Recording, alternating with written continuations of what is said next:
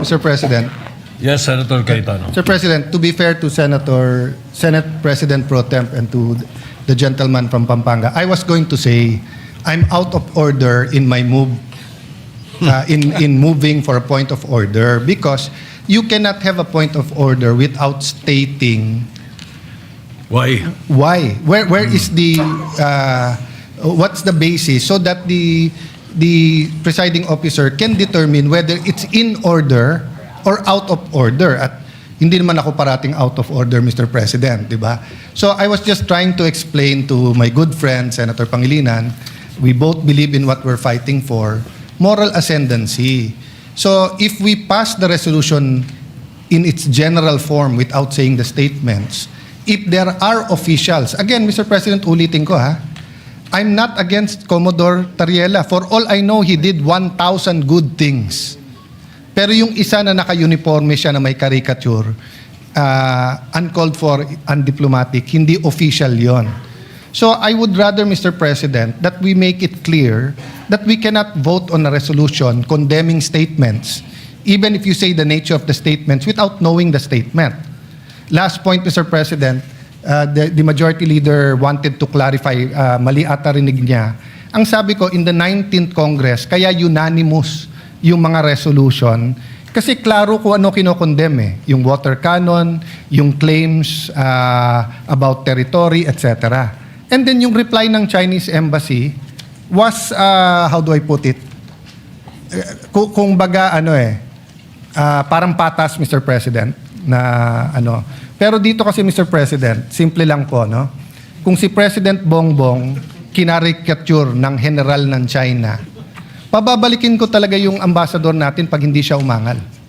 And pag sinabi nilang official yon, magbabago relationship natin. Pag sinabing unofficial, ibang usapan. So I understand the gentleman from Pampanga, he's talking about the statements of Senator Risa himself and the Chinese embassy. Mr. President, we're preparing for LEDAC tomorrow. We're preparing for the Blue Ribbon Report. I will support Senator Pangilinan's agricultural EDCOM style of agriculture. So we cannot take judicial notice, Mr. President. Even in the court, the gentleman from Pampanga said take judicial notice. What that means in court is that hindi mo nasusundin yung... yes. Point of order. I did not say judicial notice, Mr. President. I don't know where that came from. I stand corrected, Mr. President. But he said obvious dahil sa nature. Hindi pwedeng ang obvious, Mr. President, because the resolution in its four corners should contain what we are condemning. No? If it's not there, it will be a bad precedent. So may I appeal to the gentleman from Pampanga, lagyan natin nung kung ano yung statements. You don't have to put all. We will accede, Mr. President. I will now read a number of statements from the official website and account of the Chinese embassy. Wait, hold on, Your Honors.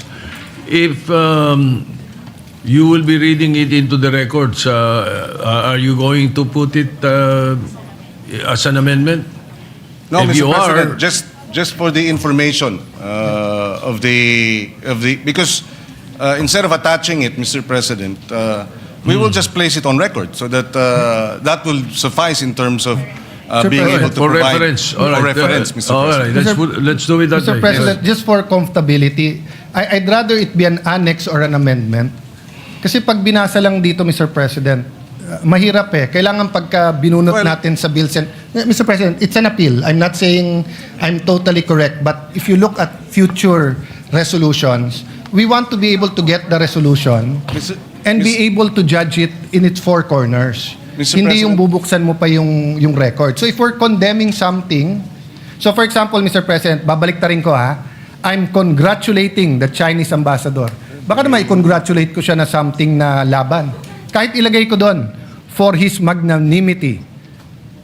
There are different interpretations of magnanimity, Mr. President. So I can shorten my interpolation so we can go to the amendments. But yes, I was thinking of that. Why don't we terminate the period of interpolation and go into the period of amendments, and therefore place that on record or an annex or something to that effect? Subject to style, Mr. President, if the good gentleman from Taguig and Pateros will be willing to adopt this subject to style after we manifest what will be included in the addendum, Mr. President. Mr. President, I Because don't... my concern, Mr. President, is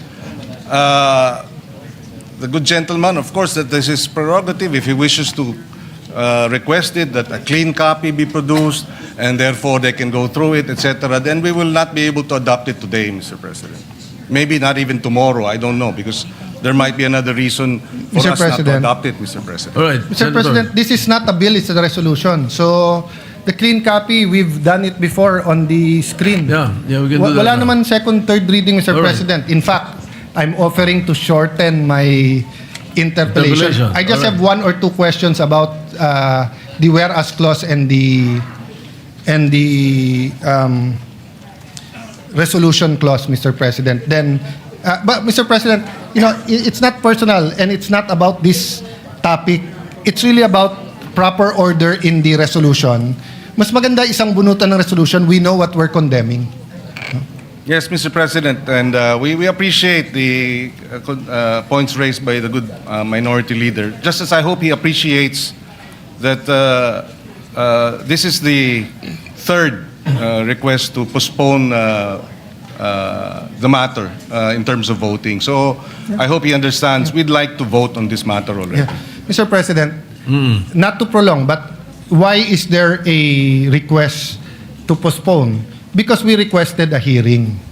And it's very interesting, Mr. President. Ang tinatch pa lang natin, Commodore Tariela, ang tinatch pa lang natin is kung may latches or tinatch pa lang natin certain things, Mr. President. Wala pa nga tayo dun sa territory at saka sovereign rights eh. Di ba? So in the view of the minority, we're not actually delaying, it's speeding it up by discussing it here. Because if you ask me, I'd rather we have a hearing on it. And again, to put it on the record, Mr. President, magkakampi tayo pagdating po sa West Philippine Sea, South China Sea, Mr. President. The chairman of the Committee on Foreign Affairs, the Honorable Tulfo, asked for a ceasefire. And I can see his two hats. As a senator, gusto niyang sagutin in the strongest manner the Chinese ambassador and embassy. But as the chairman of the Committee on Foreign Affairs, he has to have another hat, which is to look at the economic, the cultural, the tourism, other things, Mr. President. So, hindi to pabilisan na mapasa ngayon because rest back nga ito ng Senado eh. So, if it was an argument between Senator Risa, Senator Kiko, and the Chinese embassy, but if it's an argument between the Senate and the Chinese embassy, this escalates it, Mr. President. That's why I'm a little bit cautious on that. So if I have an argument, let's say, with the embassy of Israel or with Iran, same example, puno ng mangga, nag-aaway kami ni Senator Majority Leader, no? And kampi siya sa kanya yung isang gobyerno at nag-away kami. Once I file the resolution, Mr. President, mabigat kahit na ito'y tinatawag lang na sense of the Senate. It's the Senate as an institution eh. So now the Chinese embassy has to deal with that all the way up their chain to the foreign minister, to the member of Politburo in charge of foreign affairs, to the president. So if the Chinese government does the same, it doesn't end to our ambassador, huh? It goes to our foreign secretary, it goes to President Bongbong. So that's the reality there, Mr. President. But I don't intend to delay this I intend to exhaust the discussion, Mr. President. Yes, Mr. President, we understand the point raised by the good minority leader, except that, like I said, this has been postponed upon the request of this good senator 3 times already. So that's why I hope he understands when I am appealing to him that hindi natin minamadali ito. Kung minadali natin ito, dapat hindi 3 postponement na pumayag tayo. In good faith, Mr. President. Mr. President, iba lang definition namin minamadali. Kasi kung may hearing to, mas tatagal pero malalim ang discussion natin. Having said that, I understand where the senator is coming from dahil siya po ang may kasagutan. No? Thank you, Mr. Can I go President. to the point of the whereas clause that talks about the official duties and functions, no? So is it the official duty of Commodore Tariela to come out with a caricature against the Chinese president? Mr. May we know what whereas clause you're pertaining to? What number in the first page? The second one, Mr. President, the Philippine officials, including members, Senate, House, and other government, made pronouncements on matters affecting national security, maritime interest in the lawful performance of their official duties and functions. So, Mr. President, I've monitored yung kay SND, sa DND. I agree with some iba may question, kulang ko sa info. So, hindi ko na tinanong yon. And when SND speaks, he's the alter ego of the President. But when Commodore Tariela speaks, I want to know, is that for the task force? Is that for DFA? Is that for the Office of the President? Or is that for the Coast Guard? Because, Mr. President, official duties and functions, yun precisely ang tanong parate sa Department of Ministries of Foreign Affairs, kung official o hindi. And usually we answer. So eto bang mga caricatures na to ay kay Commodore Tariela lang? Or eto ba yung official policy natin? Yes, Mr. President, my understanding is the statement issued and the caricature that was presented was undertaken during a Track 2 event in St. Benilde. Track 2 would be a informal academic discussion, Mr. President. So, in that sense, Mr. President, we see no reason why that should have been avoided, Mr. No, President. Mr. It's an President. informal academic discussion, Mr. President. Sir President, when you're a general, Commodore, wearing your uniform, hindi po track 2 or 1.5 yon. Tatanungin ka talaga ng embassy. So kung meron general sa China na pumunta sa Harvard University or sa University of Tokyo or kahit anong university sa China at may caricature ni President Bongbong, hindi pwedeng ang sagot track 2 yon. Ang tanong, was that official or not? Diba? So sumagot na si Commodore Tariela, I will follow the President. The President has exercised patience and decorum despite standing up for the territory of our country.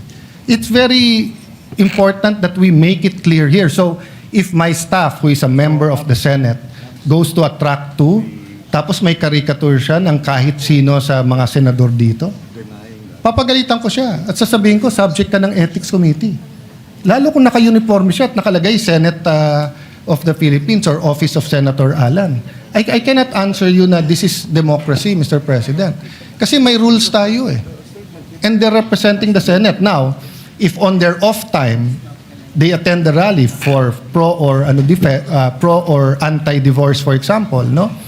Siguro pwede nating sabihin yan ay hindi official ng Senate, pwede. Pero pag nagsalita siya sa stand, tapos meron siyang caricature nung lahat ng senador na anti o pro-divorce, tapos naka-office of Alan Peter Cayetano, subject siya sa Ethics Committee natin, Mr. President. Hindi mo pwedeng sabihin track 2 yon, no? So we Well, can apart from that, Mr. President, if I may add, after that statement was released, Malacanang issued a statement, and Malacanang did not reject, did not castigate, did not rebuke Commodore Tariela. So I will take it as that, Mr. President, na nagsalita ng Malacanang about the issue, and there was no condemnation or rebuke by Malacanang of the statement of Commodore Tariela. So I will take it as that, Mr. President. It is not, it is official, and Malacanang tacitly, impliedly, did not reject it, Mr. President. So we take it as official. Sir President, And if the good senator disagrees with it, as China disagrees with it, then that's he's free to do so, Mr. President. But Malacanang has spoken, and the Commodore Tariela, Malacanang has the president has supervision and control over, members of the Coast Guard, including Commodore Tariela. If he found it objectionable, then maybe the course of action is for Malacanang, the Office of the President, to file the necessary administrative cases. Wala naman eh. Ang nagrereklamo yung China. Sir President, Walang reklamo ang Office of the President o ang Coast Guard, Mr. President. Ang China ang nagrereklamo. Sir President, may I respond? Go ahead. Yeah. Mr. President, the Filipino people ayaw ng bastos. Pwede tayo mag-disagree, pero follow the proper order and decorum. And being a former Secretary of Foreign Affairs, ang trabaho ng DFA, hindi nga zero-sum game. Magkakampi tayo, walang question pagdating sa territory sovereignty. Nagkakaiba tayo ng approach, pero sana magkaisa tayo na pag mali ang ginawa ng isang empleyado, ay mali. Kasi nga maraming nanonood sa atin ngayon. So kung bukas maraming lalabas na meme, democracy yon. Pero kung staff mismo natin ang magmi-meme sa atin at dito sa session hall, tapos sasabihin natin, pwedeng gawin ng general, pwedeng gawin ng staff, mabigat po yon. Look at the official statement of DFA. At the same time, while the Philippine values debate on our difference in national position, the department recognizes the need for sober, professional, and respectful exchanges in the public sphere. Such is not contradictory to national interest. Siyempre po, Mr. President, hindi pwedeng pangunahan ng DFA ang presidente. Alter ego lang yun, dinatanggal yun. Exactly. Pero hindi exactly, Mr. President. Nanginginig ngayon, nag-cringe ang mga taga-DFA kung sasabihin natin track 2 yan o track 1.5 at nag-cringe sila pag sinabing ang general ay pwede mag-caricature ng leader or flag ng ibang bansa. Because we are part of the United Nations. We are part of the civilized society. Hindi tayo fraternity na rumble na kahit anong gawin ng ating kasama pag mali, mali. Sa resolution na to nakalagay dyan, performance of their official duties. Bakit napakahirap nating sagutin kung official to o hindi? At Mr. kung mali, President, if I Mr. may. President, may I finish? I allow the gentleman kasi to finish. sasagutin ko na yung point niya. You can answer after me. That is the Okay. decorum here. Do you want to see a meme? Oh, di ba? So, yun nga ang wala tayong bastusan. We follow the decorum, we follow the proper order.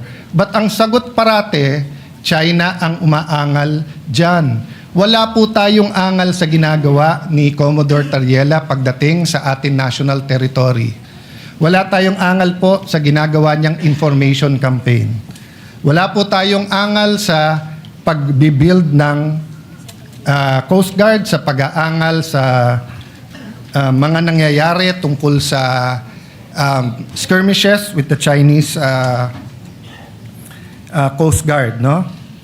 Mr. President, sa Philippine News Agency, January 29, when asked about the President's stance on the West Philippine Sea issue, Yusek Claire Castro said, BBM wants the government to remain firm but in a diplomatic manner. Hindi po diplomatic. Mr. President, Senator Soto knows this. I've been at his side many, many times, but I've been in his face on the opposite side. When I was minority leader, siya majority leader. This is the first time I had the pleasure na siya ang Senate President ko because I was not in the Senate noon. But never ako binastos ng staff niyo, Senator. Even dito sa mga rumors, etc., pag lumapit ako sa opisina niyo, very diplomatic ang inyong opisina. And I hope my staff din. Sinabi ko rin sa staff ko yun, kahit anong away namin ng mga senador, hindi kayo pwedeng makialam. Nung nagsuguran kami ni Majority Leader, Sergeant at Arms at kapwa senador lang dito, walang sumugod na staff ni Senator Mix, walang sumugod na staff ko. Because may tamang order, Mr. President. So ang problema, maraming nanonood sa atin, hindi natin, bakit ba napakahirap sabihin na, Commodore Tariela, 99.9% ng ginagawa mo, tama. Pero medyo sumobre. Medyo naging over-eager ka. Hindi lang si President Xi yun simbolo ng China yun. Di ba? So yes, we're mad about their propaganda, we're mad about their threats, we're mad about what's happening, etc. But you don't want it to be an all-out debate about everything under the sun. You want talks on tourism.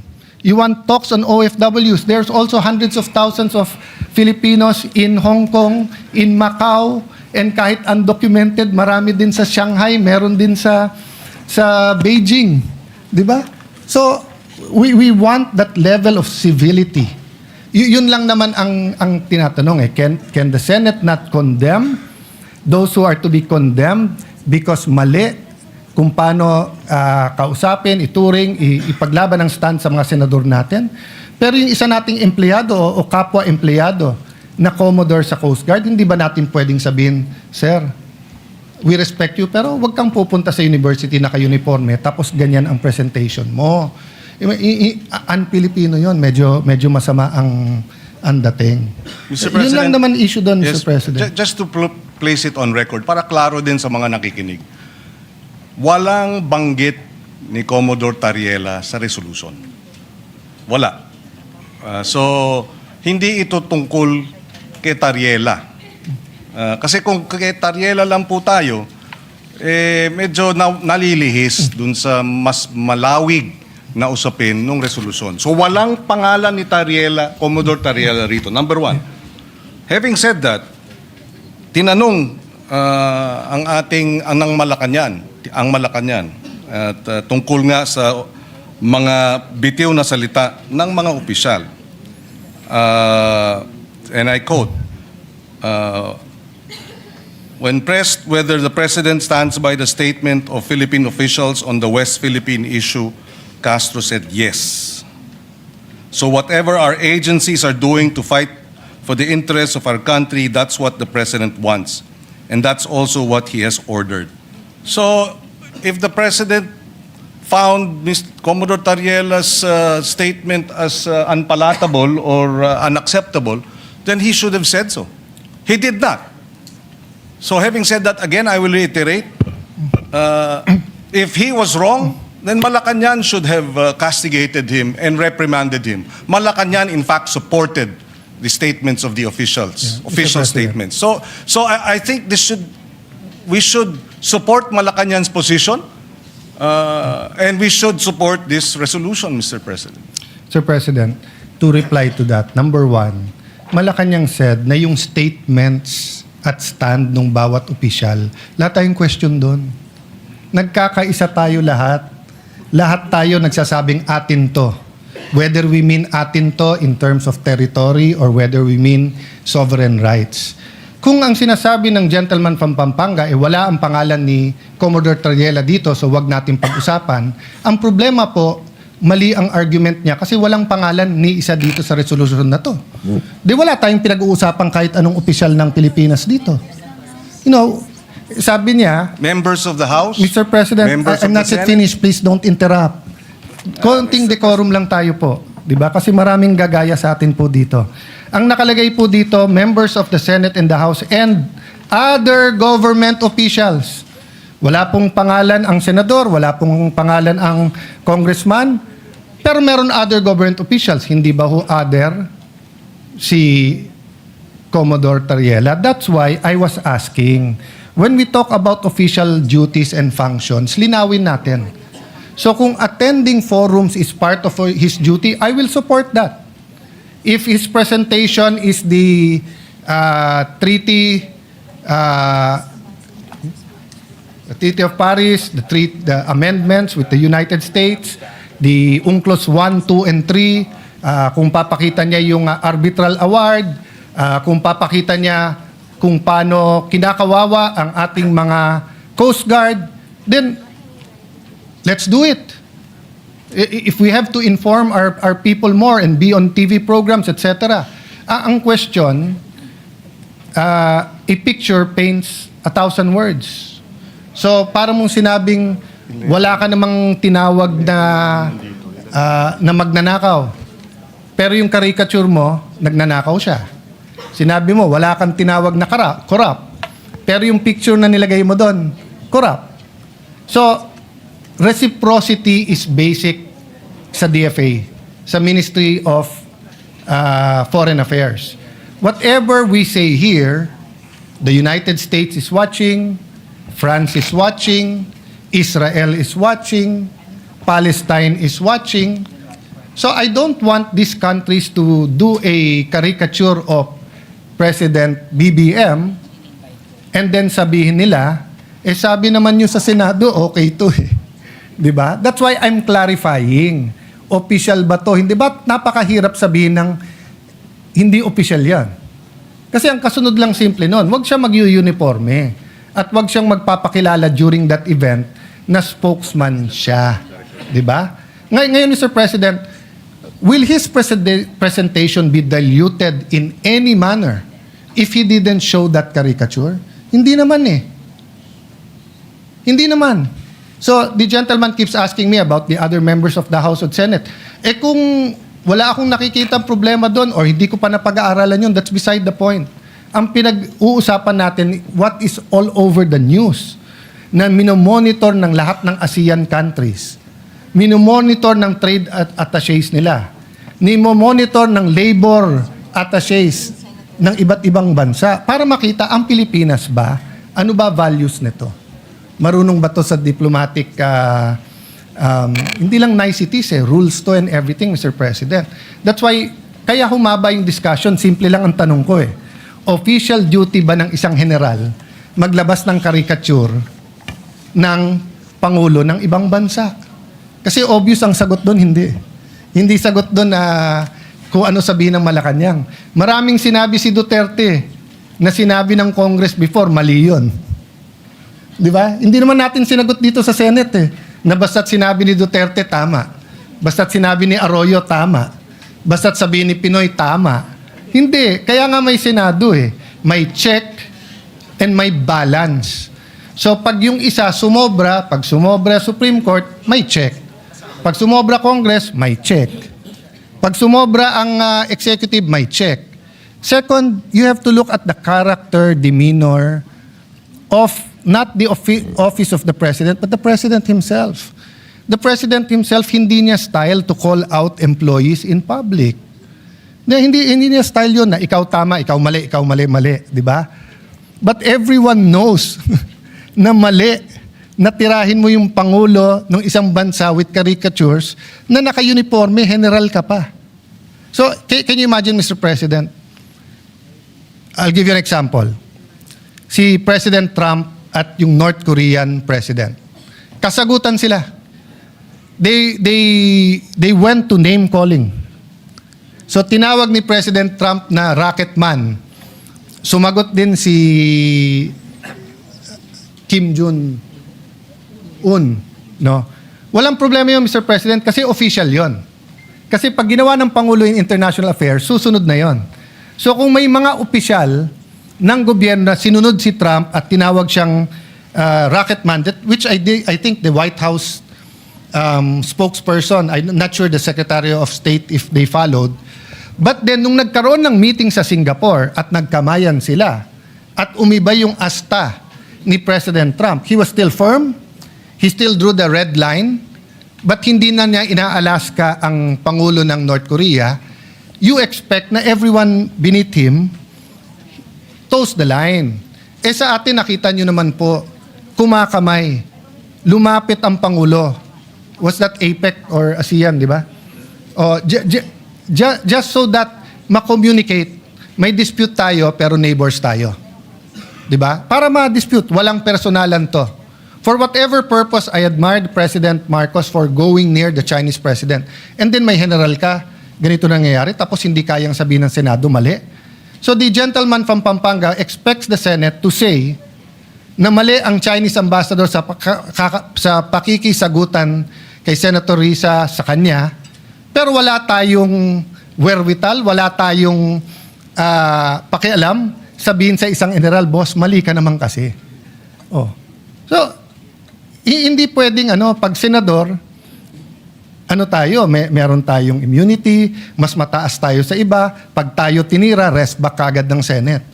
Pero kapag ka-general, tama naman yung 99% niyang ginawa, kaya yung 1%, sabihin na lang natin, official din yon. Simple lang po tanong ko Is it in the performance of his official duty?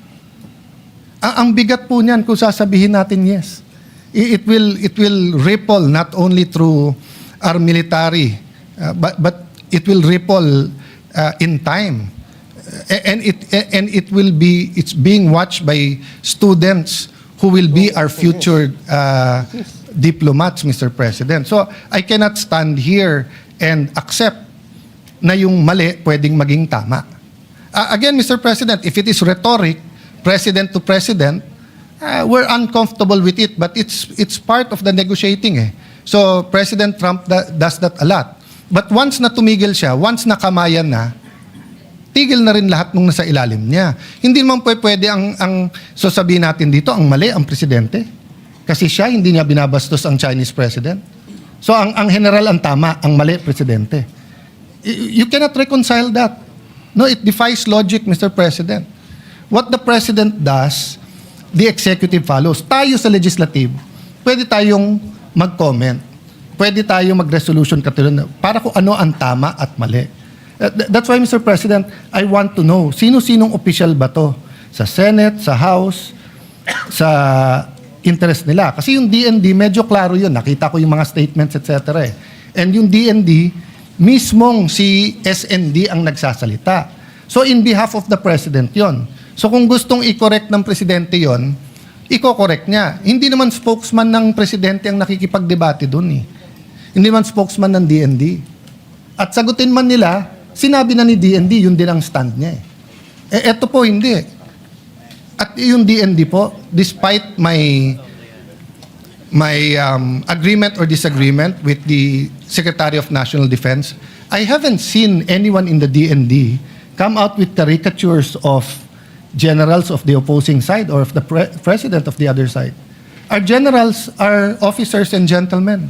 Is it too much to ask that yung pagiging officer and gentleman sa AFP, PNP, BJMP ay ganun din sa Coast Guard natin? Is it too much to ask a gentleman from Pampanga? Masyado bang malaking ask yon na, boss, paglaban mo Pilipinas pero wag tayong bastusan? Well, because the gentleman from Taguig finds it unacceptable, Mr. President, and therefore that is his position. We do not find that unacceptable, Mr. President, under the circumstances, particularly because China, for the longest time, has been aggressively, illegally encroaching on what is ours. So if these statements are taken in isolation, perhaps I might be able to understand where the good gentleman is coming from, but it's not taken in isolation. It's not just Commodore Tariela's statement. It is and the remarks of the Chinese embassy towards and reaction to his statement. It's also what the Chinese embassy has attacked the senators, congressmen, Mr. President. And if I may add again, this is not just an issue of Commodore Tariela. Let's not minimize the issue. We beg to disagree, and with all due respect, putting the issue simply as Commodore Tariela and his actions is minimizing the issue. And somehow, who benefits from minimizing this issue? China, Mr. President. The good senator may not be his intention, but Mr. President, from this point, from this perspective, from this representation's perspective, minimizing the issue, disregarding or taking it in isolation, and isolating Tariela's actions from the insults and the unparliamentary language of the embassy, threatening our men in uniform, Mr. President. Parang biglang hindi na pinag-uusapan lahat ng mga pang-iinsulto, pananakot ng China dahil andito tayo naipit sa pagdepensa ni Commodore Tariela at kanyang mga kilos. I hope the good senator gets a broader or looks at it in a broader perspective, Mr. President. Mr. President, sino ho nagmi-minimize? Siya po ang nagmamadali. Ayaw niya mag-hearing. Kung magkakaroon ho ng hearing, lahat ho ng issues, yung sinabi ng DND, yung ginagawa po sa Ayungin or sa BP Sierra Madre, yung pong ginawa po sa Scarborough Shoal, Aquino administration, Duterte administration, Marcos administration, yung pong hinanakit ng ating mga Coast Guard sa nangyayari sa kanila araw-araw, sa mga nasa Pag-asa Island po, sa kakulangan po ng pondo. Lahat po yun madidiscuss natin. Paulit-ulit po ang gentleman from Pampanga na parang ako may kasalanan na pinag-uusapan po si Senator Tariela, tinamad po sila na ilagay ang mga pangalan ng mga opisyal na sinasabi nila sa resolusyon. Kaya malinaw naman ang tanong ko, sino-sino tong mga opisyal? Ang alam ko lang si Commodore Tariela. Tapos sasabihan niya ako, I'm minimizing. Tapos babasahan niya ako ng paano mga taga-DND, paano mga, para bang hindi ko sila kinakampihan. Bulok na yung style na yan eh. Yan yung style na pro-China, anti-China, pro-Philippines, anti-Philippines, no? Paulit-ulit na tayo dito, magkakampi tayo pagdating sa territory ng ating bansa. Magkakampi tayo pagdating sa sovereign rights ng ating bansa. May I ask this question? When the military decided to pave the way, to build a runway sa Pag-asa Island, was there any objection by any department in our country at that time? Well, Mr. President, with all due respect, Mr. President, I think we have exhausted. Mr. President, this do we debate. have closure here? No, Mr. President, but I Mr. no President, longer would like to. No, on one hand, Mr. President, respond sabi niya, to further minimize ko. questions, Mr. Nung President. nagtatanong naman ako ng ibang opisyal, ayaw naman sagutin. Sino Mr. nagmi-minimize? President, I have the floor. The I have the question- floor. Mr. President, point of order. I have the floor, and I would like to manifest that we believe this has been exhausted. For 2 weeks, Mr. President, we have debated this, and I think we have ventilated the issue enough, and it is time for a vote, Mr. President. I will no longer yield to questions, Mr. President. Mr. President, Majority Leader. Mr. President, before that, can I just reiterate my question? Go ahead. Kung hindi niya sasagutin, imamanifest ko lang yung sagot sa sarili kong tanong. Ang tanong ko po sa kanya, nung sinabi ng military, ganyan na nangyayari sa West Philippine Sea, lagyan na natin ng runway, ayusin na natin ang Pag-asa. Meron ba pong mga opisyalis ng kahit anong departamento sa ating bansa na registered a negative vote and advised the military not to do it? Oh, if the good senator doesn't want to answer that, I will answer it. Mga taga-DFA. Ang sabi ng mga taga-DFA, during the time, this was the time of President Aquino, it will weaken our case. Because precisely, the rocks, the features that are being reclaimed, etc., malakas ang kaso natin. Nasunod po yung military at tingin ko tama naman. But none of us told yung mga taga-DFA na pro-China kayo for having a different opinion. Di ba? None of us. Why?